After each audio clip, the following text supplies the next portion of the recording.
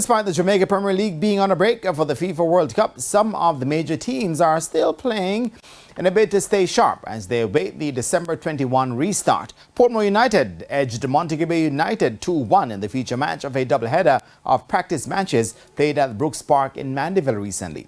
Janoy Fleming got the opener for Portmore in minute 39.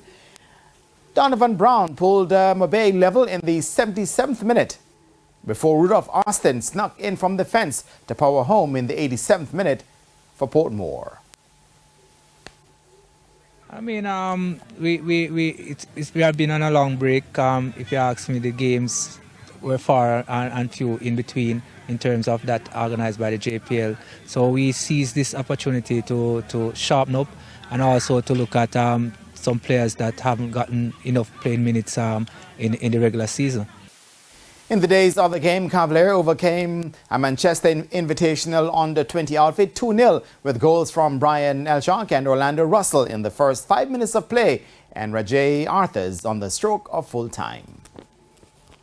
We are in a season and the Premier League has break, but we are still training. That's why we came and took this game just to stay tip-top shape.